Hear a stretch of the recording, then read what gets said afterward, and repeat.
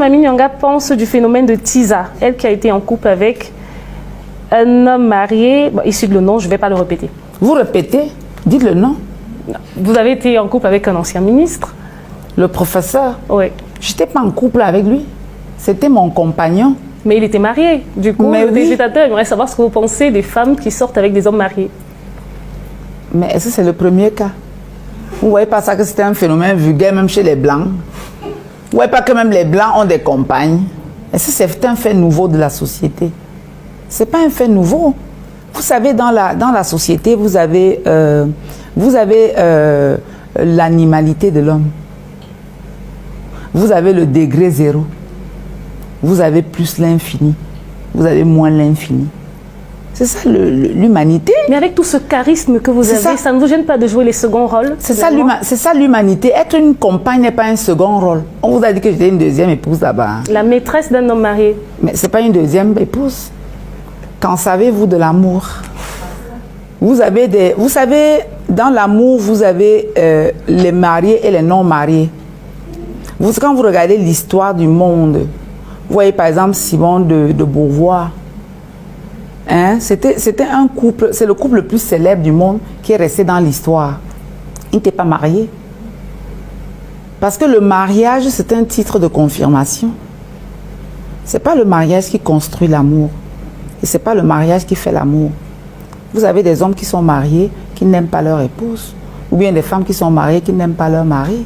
Donc je n'ai pas joué second rôle avec le professeur. Je suis désolée.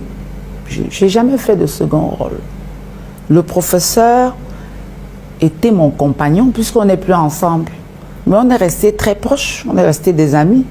Parce que vous ne pouvez pas avoir été avec quelqu'un et effacer ce fait-là. C'est un fait que j'ai été avec le professeur et nous sommes des gentlemen. Et on a gardé donc cette relation. Et en ce moment-là, la douleur que peut ressentir son épouse légitime, ça n'a pas d'importance? Ce que je vais dire, c'est que moi, je sors d'une famille polygamie. Et je suis allée en mariage dans la polygamie. Donc pour moi, quand je vois un homme qui a 2 épouses ou 3 épouses, j'ai plus de l'admiration pour lui que de voir un homme qui va de copine en copine, qui est si dispersé. Donc je préfère même des hommes qui font de la polygamie, parce qu'il y a de la polygamie tellement structurée. Moi je vois même des hommes aujourd'hui qui marient 2 femmes le même jour. Où est le problème? Parce que la vie, c'est construire votre intérêt. Il faut savoir ce que vous voulez dans la vie. C'est ça qui est important. C'est pas le nombre de femmes que vous avez ou bien le rang que vous occupez qui est un problème.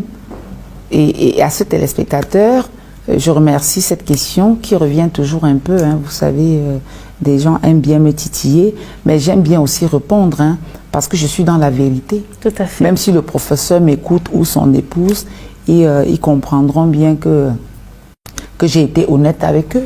Tout au long de cette émission, on l'a ressenti, vous avez été honnête. C'est vrai qu'on est parti pour le tutoiement, mais on a fait